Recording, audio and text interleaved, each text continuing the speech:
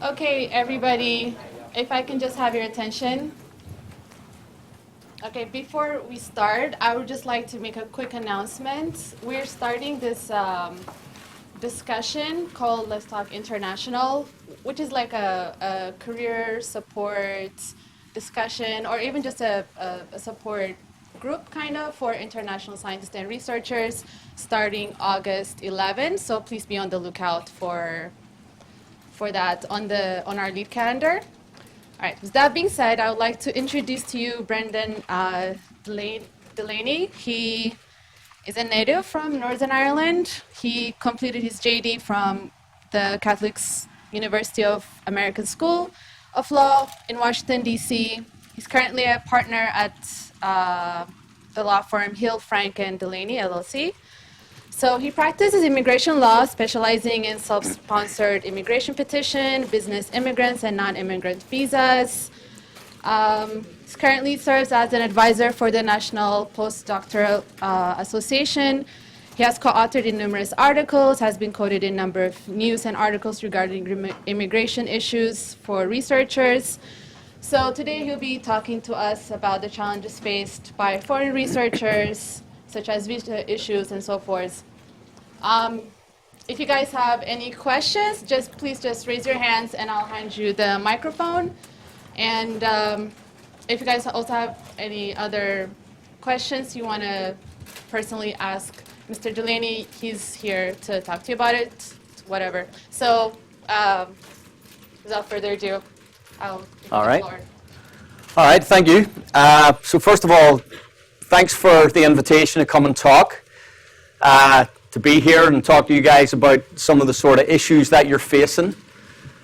There's one person in the audience I know today. Some of you may know him, Sina, at the back, who I will refer to as both my colleague and my friend at this point. We've known each other for quite a few years, and he navigated this process. And I may even helped a little bit. But we met through the National Postdoctoral Association, and it's funny that as you guys sort of navigate, I'm from Ireland, and as you navigate this country and your profession, don't forget about, networking, professional networking, things like that. I mean, as I said, Sian and I were colleagues, we're now friends, but our paths cross a few times a year. So thanks for having me here, and hopefully when you guys leave today, you will be more informed about some of these issues that you're facing as you navigate your career path. So here's some of the things that we're going to look at, talk about.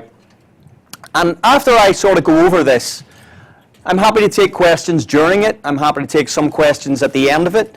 If things get a little bit too specific in terms of your issue, in terms of your question, I'll probably just ask you to shoot me an email, because I try to keep things a little more general in the forum. So we're going to look at what's in front of you. Whether you're a graduate student or whether you're a postdoc, what help do you need? What do you need to navigate? Because life and visas can get in the way in terms of what you're actually thinking about and what actually ends up happening. And right now, I live in Washington, D.C. In case anybody didn't notice, this new guy moved into town about 6 or 8 months ago. So it's a big issue. Science is a big issue. Travel's a big issue. You have to navigate the visa process, but there's people out there that can help, okay? So you have to think about who you can talk to, who can help you, and ultimately be prepared, okay? This may not be something that you're going to navigate in the next month or 6 months or 12 months, but be prepared for what's in front of you. Now, I realize that we may be mixed today in terms of graduate students, postdocs, earlier career researchers.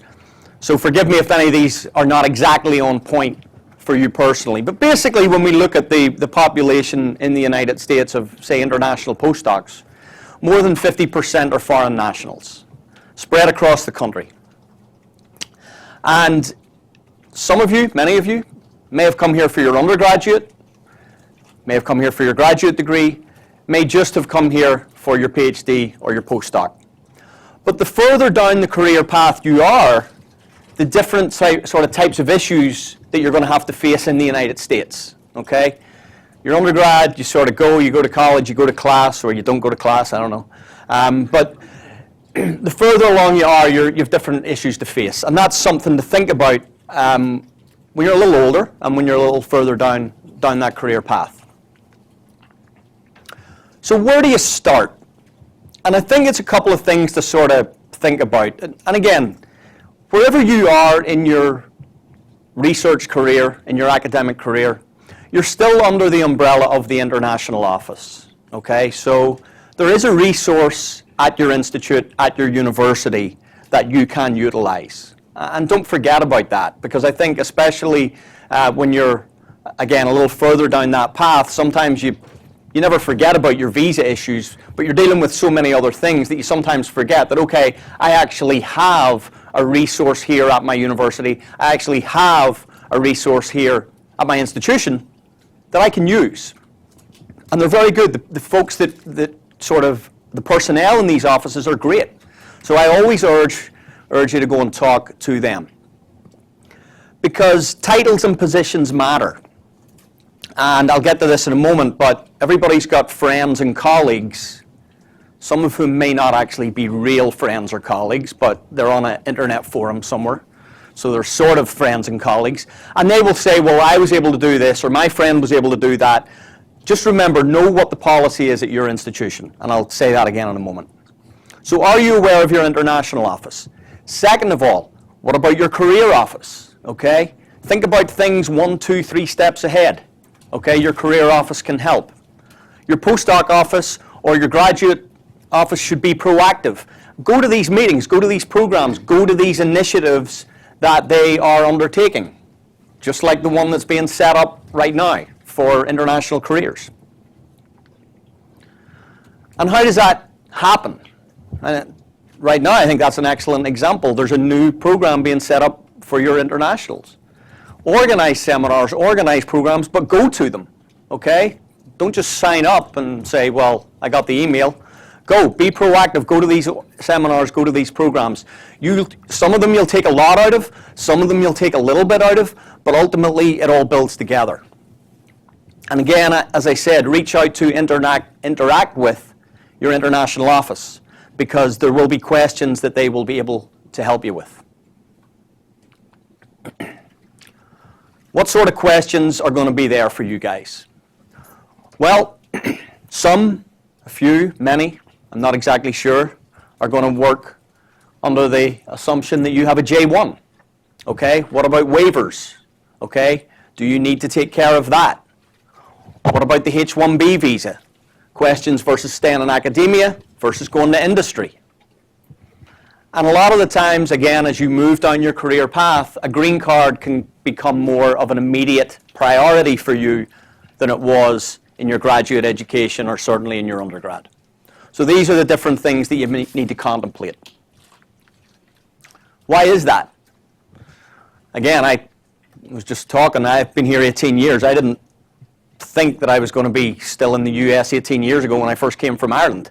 But what happens? Well, friends, work, family, things change. So these are issues that you guys deal with, but you also have to deal with your visas. And so therefore, when you were in your undergrad, when you were younger, when you were earlier down that career path, you didn't really need to think about your family, taxes, benefits. So these are all now real issues that you're juggling.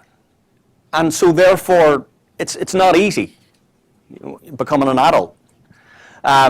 So when you have to deal with these things, sometimes you forget that the visa has to be dealt with as well, and that your career has to be navigated. But ultimately, you are the one that's going to drive this process, and you're going to be the one that's in control of this.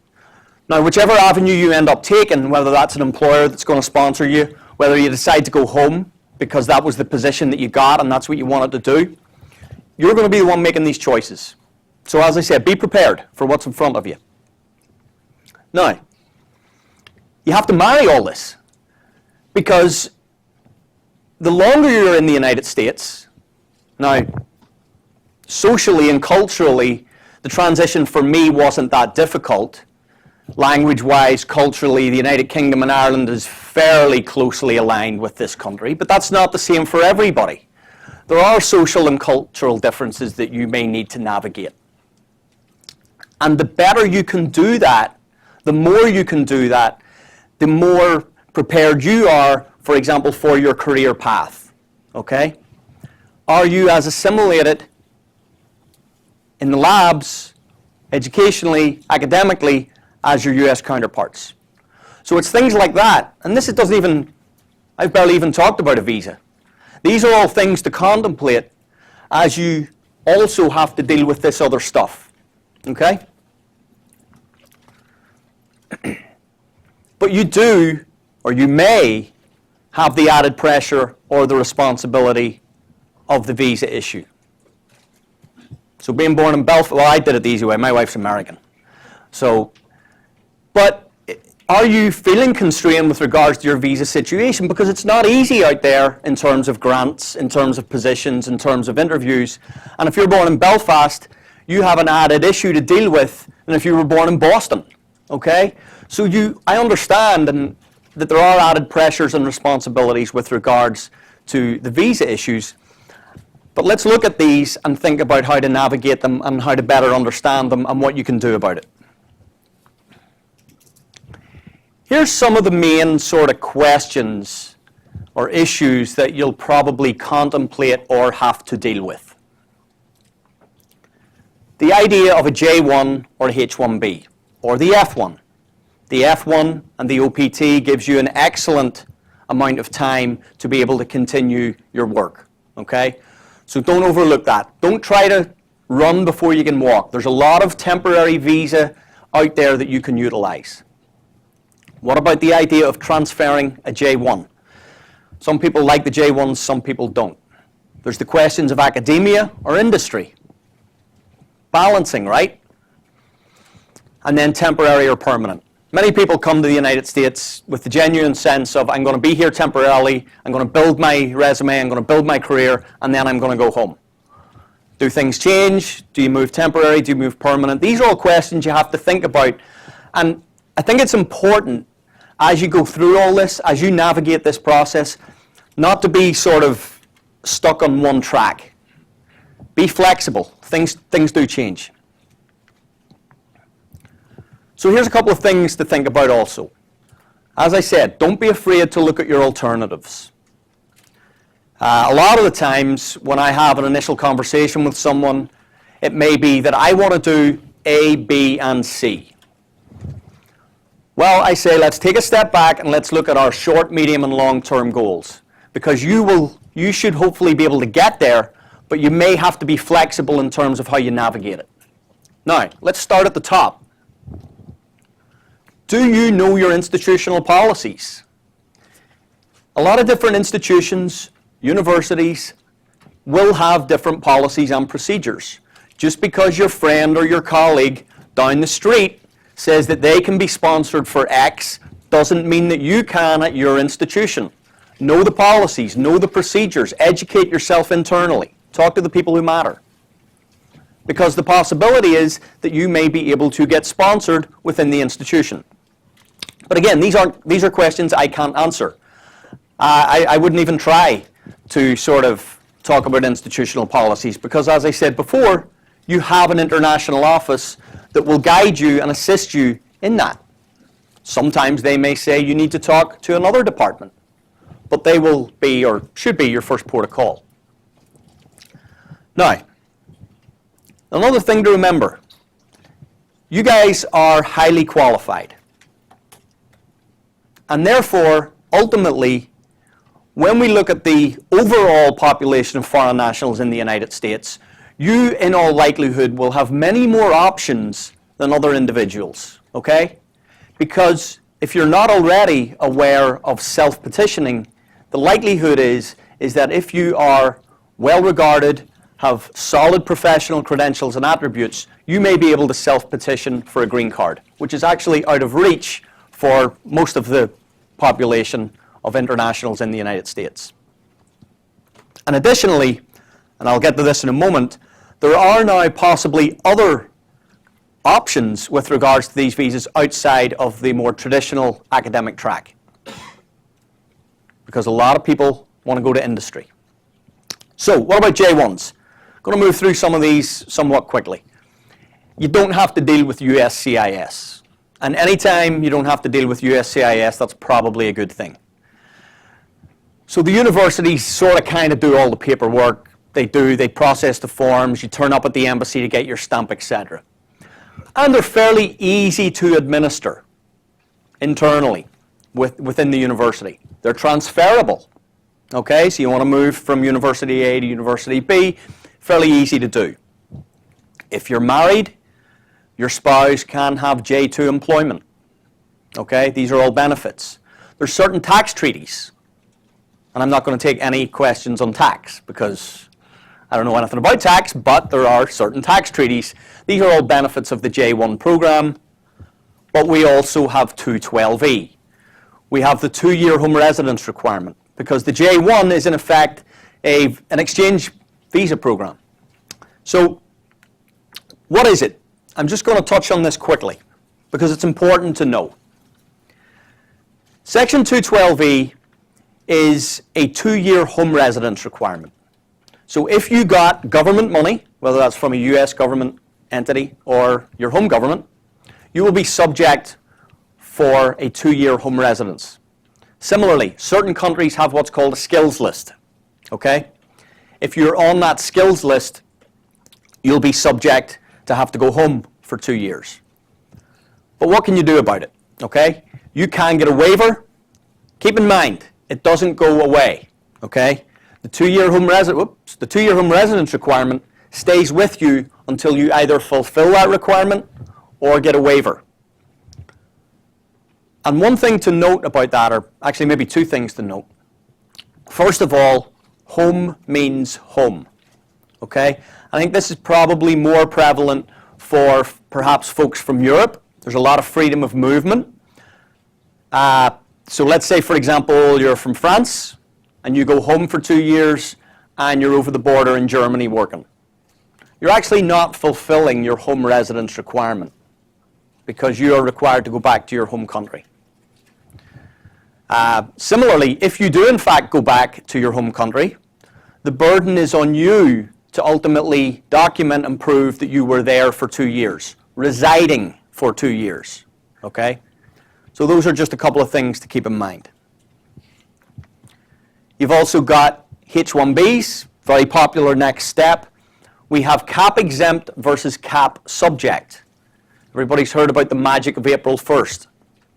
In effect, what that is that industry, and I use the term very broadly, accounts for, they're allowed up to 85,000 H-1Bs every year, and they all go on April 1st in the current climate. And so therefore, if the company is subject to the cap, the only time you're going to be able to file that is on April 1st for an October 1st start date. Now, academia, universities, non-profit research organizations are all cap exempt. They can get a H-1B for you at any time. One of the main differences between the H-1B and the F and the J is that the H-1B is dual intent. What that means is that if you are transitioning towards a green card, then you can maintain that H-1B up until the day you get your green card. You have no issues in terms of traveling, things like that. That's not the same as the F and the J. You need to be cognizant of that. Again, I go back to policies, procedures. Know the policy where you are. Okay? Titles and positions matter. Okay? Talk to the people who know. They will be able to inform you and let you know whether a title or a position does in fact qualify for this type of visa. But today we're sort of talking about your overall career and where you go from here. So we're going to move on to how you may be able to document and strengthen your CV and your resume for a potential green card application. And as I said here, you're not necessarily alone. And this is where professional networking, talking to people, professional relationships come into play. First of all, as you sort of look forward, look at something, whether it is in fact, is it something you can consider? Okay? Understand what it is. Understand what the process is. what it entails, whether you're qualified, and what you can do about it. And I always tell people, wherever they are on the career ladder, how far they are along, if you're talking to someone, get a full and frank evaluation of your credentials. As I said before, everybody sitting in this room is a highly qualified professional. Okay? You will all have strengths in your own areas. Okay? But if this is something that you're looking at, which is a fairly extensive process, make sure and get a solid evaluation of your credentials, because it's possible that while you will have strengths, that due to whatever issues you may see in your CV, there may be weaknesses that you might want to contemplate as well. Don't drink the Kool-Aid. Don't talk to someone that says, oh, no problem. You're good. I can get you an extraordinary ability green card with 10 citations. That's not going to happen. Okay? So get a full and frank evaluation of your credentials. Employer-sponsored versus self-sponsored. Employer, traditional method. Talk to your institution. Is it available? Fairly easily navigable for them. However, as I said, the self-petitioned can give you additional options, and it can open doors for you. You're the one driving this process. But again, it's restrictive, so be prepared and understand it. Now, one of the things is that, and we'll get to this in a moment, and it's important, that there was a new court case came down in late December of 2016, which discussed the national interest waiver. So now, as many of you guys are going to probably transition out of academia or into what I would maybe term transitional or non-traditional fields, it may continue to give you additional options to do that. And I'll touch on this more in a moment. That's the employer-sponsored stuff. Not going to get into it, I'm just going to note. Perm, you get sponsored for a green card. Special handling is within the university process or outstanding researcher. No advertising is required. You don't need to go near the Department of Labour. More of a restrictive standard for that. But again, these are things that will in all likelihood be discussed or dealt with within the institution. So let's transition into how you are going to help yourself, okay? And the next two visa options that I discuss, keep that in mind as we move on to the next part, which talks about the evidence, which talks about the documents, which talks about your professional networking and relationships. First, if you can't see at the back there, I'm not sure, but that's a Nobel Prize. Okay, we got it. Anybody got one? Yeah, crap. All right, not yet. All right, you don't need one, okay? It helps, right? It'd be nice to have that on the mantelpiece. But you don't need one to get this visa. In saying that, however, it is a very high standard for the extraordinary ability. There are 10 criteria down here that I've sort of noted, and you have to meet at least 3 of them. But in the overall, you have to show that you're one of the few at the top of your field, okay? You have to show sustained national or international acclaim. Do you have a consistent career of excellence? It's not easy. It's not an easy standard to get to.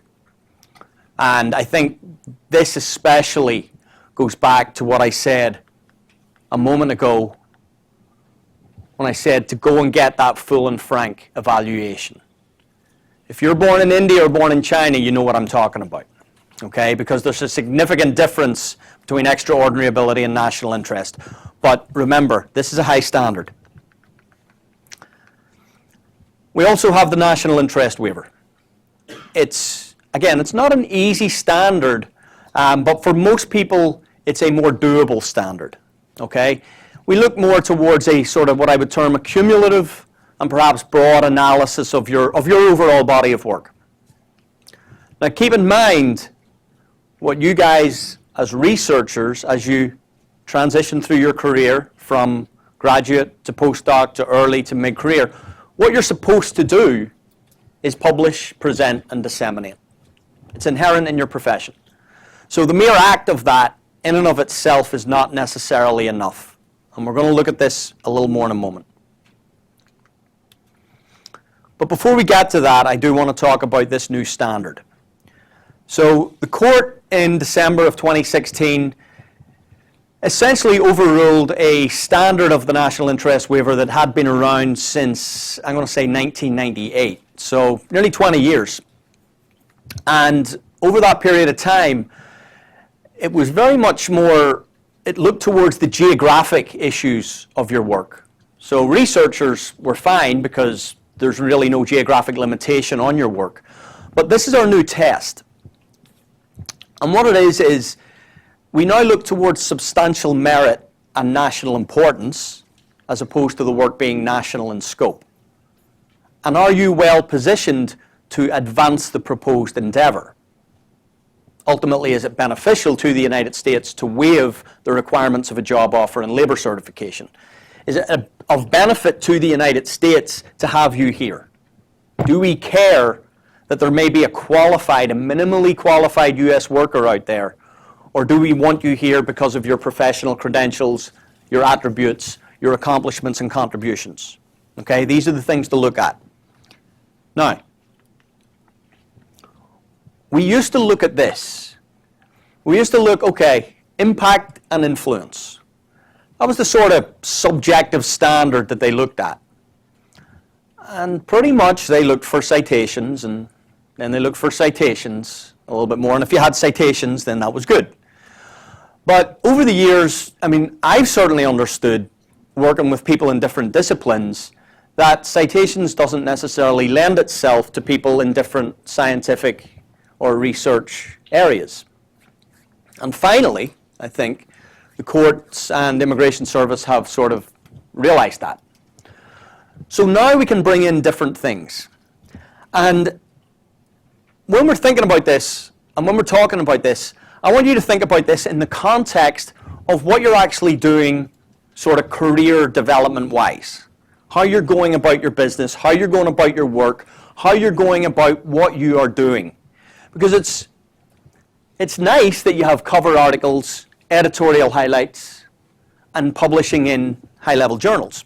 But how do you get there? Now, this is important also. Have others utilized, implemented your findings? Have you been involved in grants, funding? This is about your work. It's about how well positioned are you. But in saying that, I think, and I'm going to go to this and then go back, how well positioned are you? Well, make sure and use your professional relationships. This is one way to develop your career. Because if you have a solid relationship with a PI and a lab chief, or you network at conferences and symposium, then the likelihood is that you may be more involved, or things like this will find you. Right? So if you just go to the conference and stand in the corner and don't interact with others, your professional network will remain smaller than it needs to be. And this is where I try to sort of, again, marry and engage the idea of your professional accomplishments and this idea of career development. Because how good a scientist or researcher you are does not necessarily equate to, it does for the most part, don't get me wrong, but there are other ways that you can show the evidence and the documentation to USCIS. And so please, make sure, go to the programs, develop and maintain the relationships. Because this is what you're going to need to get. You're going to need to go and get published in Nature, Cell, Science, and the New England Journal of Medicine. Or you can all go home. You don't need to, again, you don't need to be published in Nature, Cell, Science. It helps, right? Let's go back one or two. Remember, journal rankings. Remember what I said. Not every scientific discipline is the same. Let's educate. Let's get involved. Let's make sure that you're publishing in good journals in your field. Okay? These are things that can help, you can help yourself. What about the idea of peer review? And I'm going to say, be proactive. If you've published in a journal 2 or 3 times, the likelihood is that they would be happy to have you as a peer reviewer. They may not contact you, but there's nothing that stops you contacting them and saying, look, I've published with you guys on 2 or 3 occasions. Do you have any openings as a peer reviewer? the likelihood is they'll be happy to have you. They might not, but take that chance. Grants, expert opinion letters. The stronger your relationship is with your lab chief, with your PIs, things like that. Do they want you in a grant? Be proactive. Maintain those working relationships. They're out there. I believe last year at the MPA, or perhaps the year before, I did a presentation with looking at the sort of international diaspora of the research community. Whatever country you're from, the significant likelihood is that there will be groups from your country to connect you with other researchers. There will be funding opportunities out there that you can go and find, okay? So the more proactive you are, the more of this that you can get to. Expert opinion letters. Again, when you're processing these types of applications, the relationships matter. If you have a solid working relationship with your boss, with your lab chief, with your PI, you will be able to go up the ladder to him or her and ask them to go laterally for you to perhaps talk to one of their colleagues to write you that letter that would be out of reach for you if you did not have a solid relationship with them. So all that matters. The citations do matter too. I'll say that. And it's sort of hard to sort of strengthen by yourself. But that's just a piece of evidence that is important. As I said, I used this before I used that, but network. Use those professional relationships. What about the idea of transitional and non-traditional careers? Let's call them that. My background isn't science, but quite honestly, over the last probably... I have one question. Go ahead. So I just noticed, maybe I just read it wrong, on the slide that you have all these, you need to be an expert in your field with all these citations, but I also saw that you need to have a permanent position, or so as a postdoc or as a PhD, that would be kind of difficult. Correct. So let me just qualify that. Okay. As a postdoc, the position is inherently temporary, right? If you are self-petitioning, what you have to do is you have to show the intent to continue working in your field. So if you are self-petitioning, you can petition as a postdoc. That's not a problem. The issue would arise if you are being sponsored by the employer. There would have to be an offer of permanent employment, and that's when I say that things like titles and positions matter. Because if it's a employer-sponsored application, then the pro-offer of employment would have to be permanent in nature. But that doesn't necessarily apply to the self-petition because it's more of an intent to continue working in your field. Where do we go? All right. So as I said, my background's not science, but over the last 10 years, I've probably spent more time working with people in your fields than anywhere else. So, you know, I've sort of got to know a lot of you guys and got to know a lot of the different sort of facets of your ongoing careers. I think it's fair to say science has changed in terms of the traditional sort of avenues of academia, faculty positions, things like that. So the new National Interest Waiver, which I mentioned a moment or two ago, I think allows a standard that will facilitate more people being able to be approved and continue their work away from the bench. It's going to allow you guys to move into entrepreneurial careers. It's going to allow you to move into industry. Academics are always fine. But it's an interesting new development, and it's very new. We're starting to just see some of the adjudications and approvals coming back. But I think it's fair to say that as you can now perhaps structure an application, that there's now more avenues open to you. But you have to structure these things, you have to think about it, okay? And again, this goes back to what I said way at the start.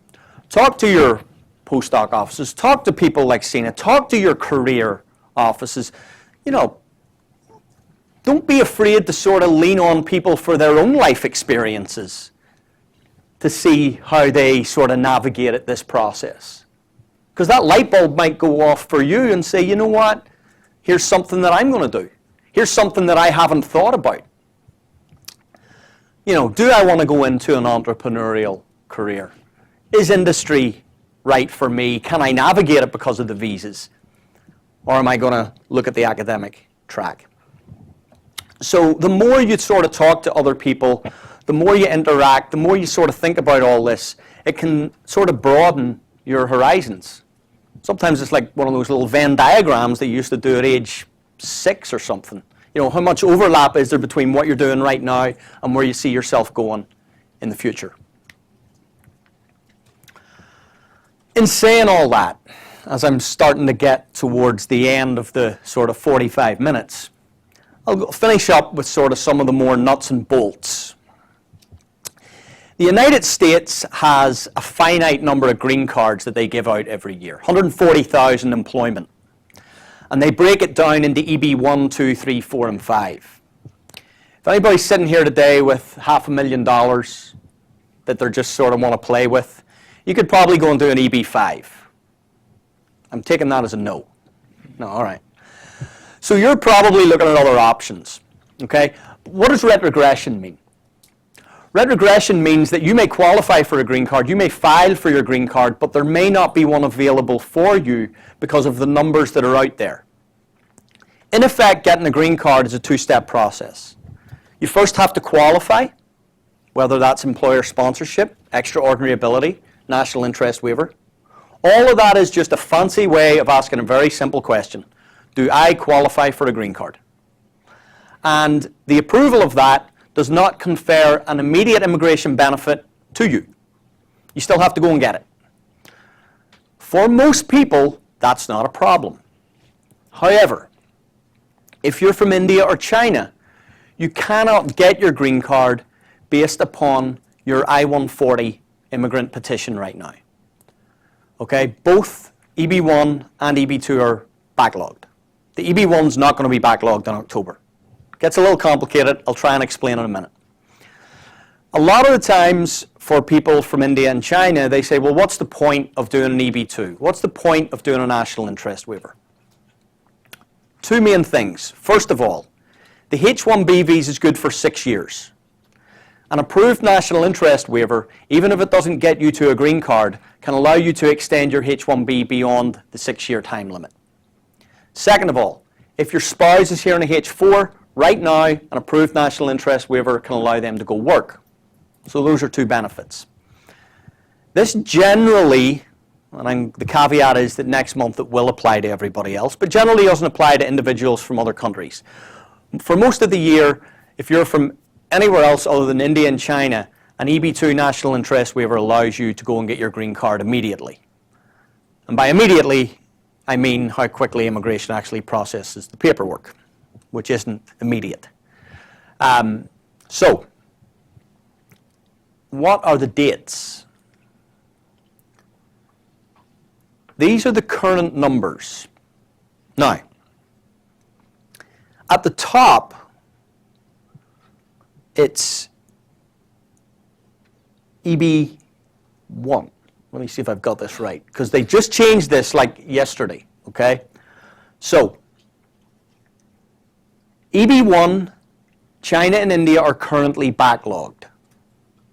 Everybody else is current. That means if you are from wherever, you file an EB1, you can get a green card. Now, that should say, okay. Now, okay, so let me qualify this for everybody. For extraordinary ability, if you're from China or India, and I mean born in China or India, and then I say to people, well, are you married? And like, what does it matter if I'm married? I'm like, well, where was your spouse born? Because if they were born somewhere else, you can use their numbers. And it's country of birth, not country of nationality. So, for China and India, for EB1, the date is January 1st, 2012. That sounds really bad. That's going to become current again in October. There's a whole new batch of visas that are going to come back in October. For EB2, the numbers are not good. For China, it's March of 2013. For India, it's July of 2008.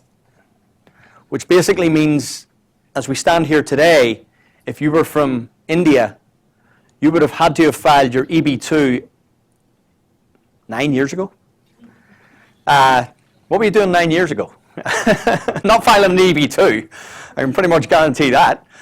You would have to have filed it 9 years ago to get your green card today. Now, next month, everybody's going to backlog for EB2s. However, again, keep in mind for everybody else, now we're moving on from India and China, for everybody else those numbers will become current on October 1st. So it's just a small blip in overusage over the entire government year. So I can't really get into the sort of nuances of it, but keep in mind, if you're from elsewhere and you look at next month's bulletin and it looks bad, that's going to be a short-term blip. In October, that'll come back. For India and China, I really don't know how it's going to play out. So, now that you've sort of thought about this, here's a couple of things to sort of look at. Ultimately, you should, and you know, in the context of the numbers, in the context of the times, the dates, be mature enough to look at this pragmatically. As I said, perhaps have short, medium, and long-term goals. Don't be afraid to look at alternatives, because these are difficult issues. I appreciate that, and not everyone may work it out, okay? It's possible, but ultimately, as I said previously, you guys are highly qualified with excellent professional attributes, and you are in a strong position to navigate this process. But again, be prepared. Learn about all this. Do the professional networking. Go to the programs and initiatives that, you know, Sina and others set up. Because forewarned is forearmed. The more you have in your background, the better prepared you will be. Because it's both international and transitional, okay? I go to a number of different universities and institutions across the country. Sometimes it's happened that people are like, oh, I saw you in Wisconsin last year, and now I'm in Chicago, and I see you again because I've moved. You know, because it's transient, okay? But as you move around, if you move around, keep maintaining those relationships. Maintain the relationships from your old place. Get new ones. Because, again, with the proper guidance, you can get to where you want to be. And to finish, and these are just a couple of, I'm going to call them sort of housekeeping. As I said before, new guy moved in down the street, and things have changed a little bit. So we've got an immigration executive order that are affecting a lot of people. Right now, this is a travel issue. Okay? If you have an internal application pending, it's not going to affect that. If you're from one of the countries listed, this is in the court. I think just last night or this morning, Hawaii seemed to expand the list of what we would term immediate relatives that the Supreme Court sort of left up in the air. But ultimately, it's going to be the Supreme Court who will make the final decision on this. So let's see how it plays out. You know, perhaps err on the side of caution if you have travel plans and if you're reticent about going. But I think it's, and I'm going to say this twice on this slide and the next one, be careful about the rumors and conjecture, okay? I know there's a lot of forums out there, and I appreciate that there's a lot of concern out there, and a lot of it is justified and warranted. But be careful about the rumors, be careful about the conjecture. Try and sort of, what is it called now? Alternative facts or fake news or whatever. So be careful about that and try and keep yourself grounded in what the reality is of all this. Because it's caught in court, right? Supreme Court's going to rule on this. Here's a couple of things to keep in mind if you are traveling and just sort of things to think about. If you're working in an area of what I would term sort of security-related research or any other, you know, delicate field, and you need to go and get a visa, make sure you set this up well in advance. There's a lot of people in here may have heard of 221G, administrative processing. So if you're going to go to the embassy and get that visa stamp, try and set things up in advance to alleviate that. And here's two things, just a piece of advice.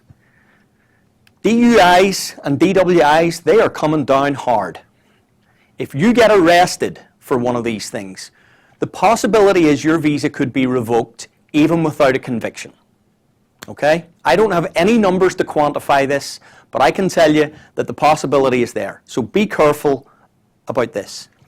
Also, in going to get a visa and or entering the United States, and I'm not going to comment upon the rights and wrongs of this, but we seem to be moving into an era of what I would call extreme vetting. And I don't have the numbers, I don't have who they're asking for, but I think there's been enough examples of people having phones, tablets, or whatever looked at, let's say, by Customs and Border, that if they're looking at social media, they're looking at phones, they're looking at computers, they're asking for passwords. So it's just something to be careful about. So what do we do? I think we just have to wait and see how this is going to play out. Because I've had a lot of questions over the last few months about how this has been affected. Well, really, the only thing that has affected the work that I do for scientists and researchers, for the most part, has been that national interest court decision, which has absolutely got nothing to do with the guys here. So they haven't actually done much yet. There's been a lot of talk.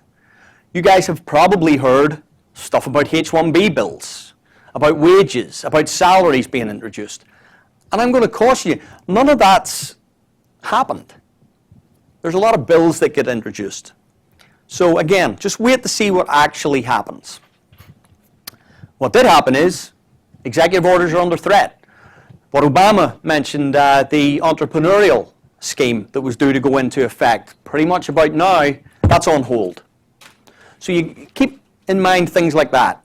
You know, keep appraised of the real actual information. And again, be careful about the fake news. But be careful about the fake news everywhere. So with that in mind, I'm going to finish up. And if anybody's got any questions, I'll throw it over to you. I think we're going to wait for the mic.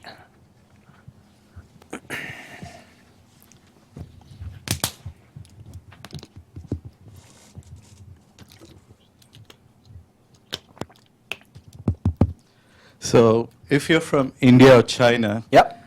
and somebody like me, I don't think I'm on a path to winning a Nobel Prize. Come And on. I'm on a German visa. Okay. And so, you know, the NIW numbers that you showed is like 9 years backlog. Right? So is there any hope? I don't want to sound pessimistic, but it looks pessimistic to me at this point. Sure. So, you know, if, let's say, you know, I take your help to go for a green card petition, like how do you like fancy up my package, or I don't know. Let me say a couple of things about that, and I'm going to answer this in a slightly more general sense. Sure, you can get one of them. You're good. Yeah. But if you don't, right, that's the question. Keep in mind, you don't need to be really at the top, okay? There are certain, and this is what I mean when I say go and get that full and frank evaluation. Because I'm not afraid to tell somebody that they should wait. Because we can look at things and say, look, you have a basis of a case, you may have a good case, you may have a very good case.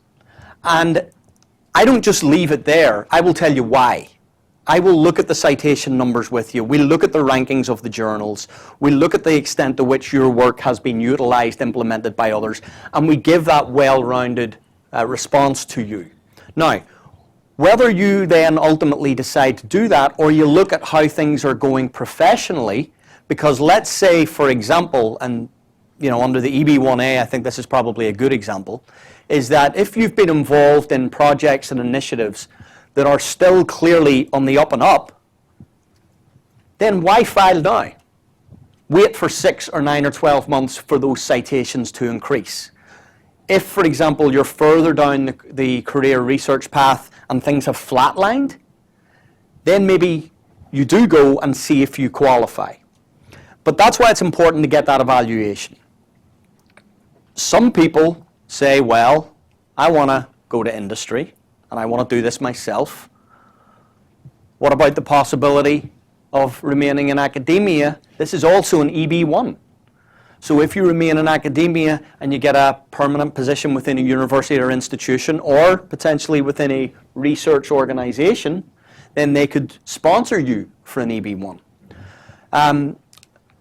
In terms of fancying up your application, I think you have to be careful using a term like that. I think that the strength of one's application is ultimately based upon your professional credentials, attributes, contributions, and accomplishments. I'll say that. However, I think the organization, structure, and presentation of a case can make a difference. And I think that ultimately what you have to remember in any of these types of cases that you file is the person on the other end is not a scientist. They're an administrative officer. So it's important to be able to educate them as to the overall strengths. So I think look at it in the totality, look at your different options, and then you decide what to proceed with and when to do it. So the last question I have, so if my I-140 gets approved and, I can't make it, the 485 doesn't come through before my DS 2019 expires, if I leave the country, would my petition still be on board with the USCIS? Are you asking me about your I-140? Yeah, if my I-140 Okay. is approved, but I still leave the country. Right. Basically, your I-140 under a self-petitioned application, this is a good question. If you file as a self-petitioned application, your I-140 approval does not go away. You hold that I-140 with you as long as you continue to work in your field. So if you are a F1 student on OPT, and then you do the EB2 National Interest Waiver petition, and it's denied, because F1 is a non-immigrant visa, so Sure if it's is. denied, that shows dual intent. Will that affect your renewal? So one of the things is, and again, some of these I'll give the slightly more general answer to. I think if you are looking at applying from either F1 or J1, I think you have to navigate it a little carefully. Because once you file an I-140, an immigrant petition, you have evidenced what is called immigrant intent. If you're on a H-1B, that doesn't really matter. But if you're on an F1 or a J1, the filing of an I-140, you've in effect told the US government that you want to be here permanently. And so therefore that can have ramifications over your ability to travel, obtain a new visa, perhaps obtain a J visa. So I think it's not to say that you can't do it, but I think that if you are contemplating pursuing an I-140 from either an F or a J, I think you want to tread a little carefully and make sure you understand all the implications. I have two questions regarding the 212E, the home requirement, the 2-year home requirement. So the first one is, what exactly are the requirements in order to get a waiver? And the second one is exactly what is the waiver? Like what do you have to do if you get the waiver? Because I know in the medical field it's like working in an underserved area. But in science, I don't really know what do you do. So basically, to get the waiver of the 2-year home residence requirement, you will be subject, if we're talking research here, you will be subject based upon either getting money from your government or the US government or the skills list. The place you want to start is what's called a no objection waiver, okay? And I'll break it down into two parts. If you are only subject based upon the skills list, then you basically go back to your home government and say, listen, do you care if I come home? Will you give me a letter of no objection? And as long as your home government says, no, stay, we don't care, we don't object, you take that, you process it through the State Department, and they recommend the waiver. Okay? So it's fairly easy to navigate. If there's government money involved, things are a little different. Now you need a letter from your home government, regardless of where the money came from, because you need that anyway. But you also need a second letter from the program sponsor. And who the program sponsor is determines upon how easy or difficult the waiver will be. Two examples here. National Institutes of Health, if you get money from them, you're going to be subject, because it's a US government agency. Their policy is that we will support a waiver if you have an FTE position within the NIH or you take a position outside the NIH. So they will support it as a program sponsor. But let's say your money came from Fulbright. If your money came from Fulbright, 9.85 5 times out of 10, they're going to say, forget it. We're not going to assist you with the waiver. We object because we give you money to come here to return. So that's, in effect, how you have to navigate that process. Just to follow up on the previous question on I-401 while applying while in F1 or J1. So what are the chances, like if it get cancelled, Sorry, what do you mean? Like your I-401 got cancelled? Like So are you asking if the I-140 gets denied? Yeah, denied. Okay. Yeah, sorry. Denied. That's okay. So is there a chances that you can still apply for OPT, and how many times you can apply for I-401 later? Is there chances? Oh, you can apply for I-140s every week. If you want to pay them $700 a time, they'll take your money. All I'll say is, I think, just to reiterate my previous answer, is that if you're applying for an I-140 from F1 or J1, whether it's approved or denied, you have said you want to be here permanently, right? Now, right now, there's nothing that would give me undue cause for concern about the OPT aspect of it. But that's not to say immigration changes their forms, right? They change their forms. So let's say, for example, in 6 months, the application for employment authorization, the I-765, now has a question in it: did you ever apply for an immigrant petition? Which it doesn't right now. But what if it does? Could it be problematic? It could. All I'll say is that my feeling is, which is a little more sort of trying to navigate this more conservatively, is that anytime you apply for an immigrant petition or a green card, I think it has potential ramifications for other non-immigrant issues, whether that's travel, OPT, transfers, things like that. Some it has more ramifications to, some less, but I think you have to be careful. For the holders of J2 or H4 visa with a EAD card, is there any restrictions on what kind of work the J2 or H4 holder? No, not really. I mean, the J2 is, there is one sort of element of how one is supposed to apply for it that, I mean, I would have to check the specific regulations if you want to email me, but there's it's pretty much open work authorization. Yeah. So, and that's one of the benefits, actually, if you are from India or China, for example, and you want to get that NIW approved so your spouse can go and work as a H4 because they can go work anywhere. If you can wait for another few minutes, don't leave. I have a few comments, highlights to make. So if you can wait, you don't have classes, please wait for another 5-10 minutes. Please go ahead, your question.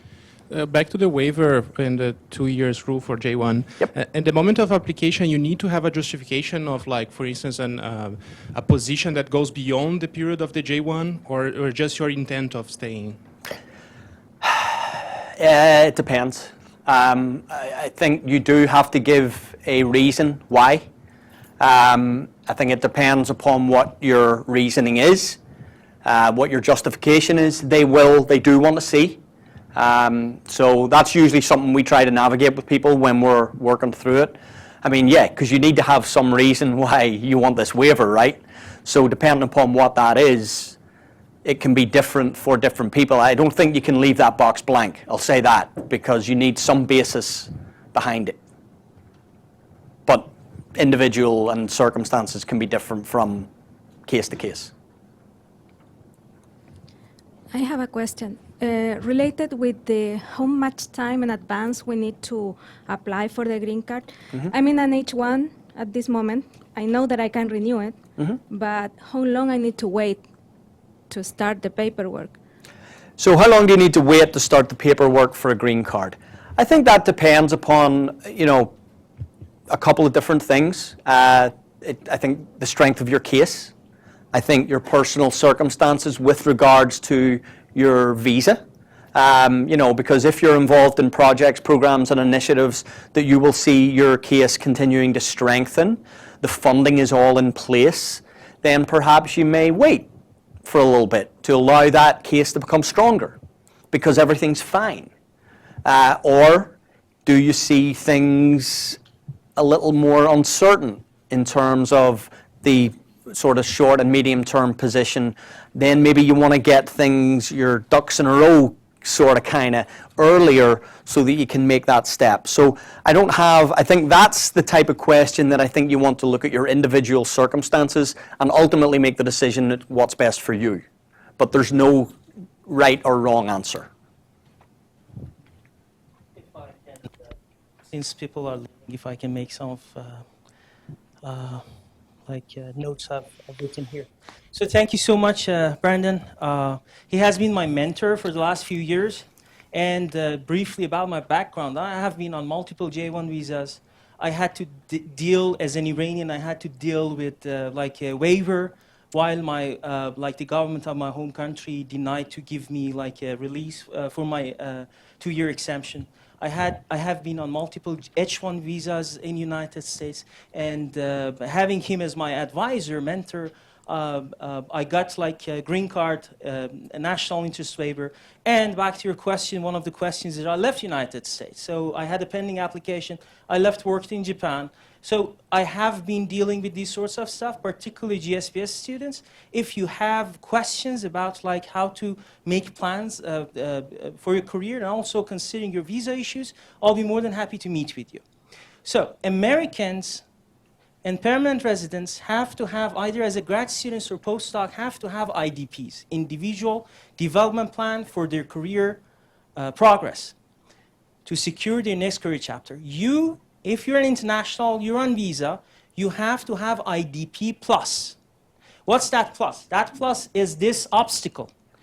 In addition to all the planning you need to do to secure your next career chapter, you have to have in advance planning for your visa immigration status if your next chapter is meant to be in the United States. So, Brandon made very, very valid points. Independent research. Yesterday we had Bill Linstead from UCSF shared with us the stats they had interviewing search committees.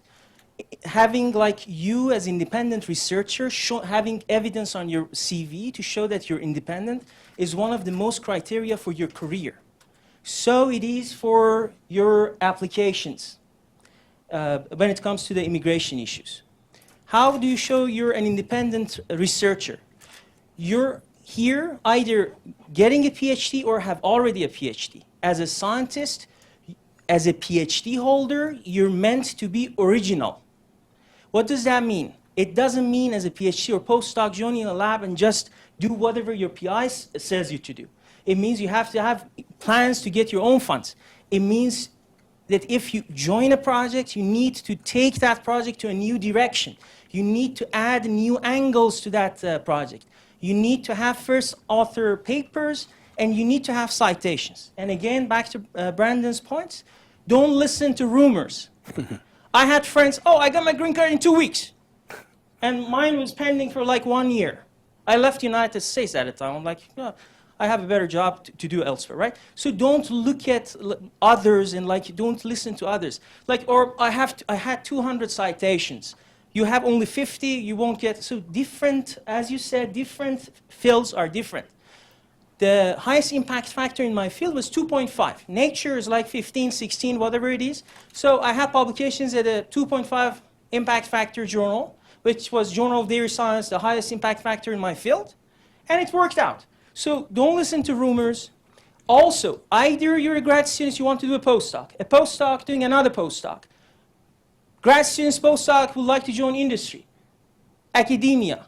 Be very, very, very careful of the visa immigration status they're offering you.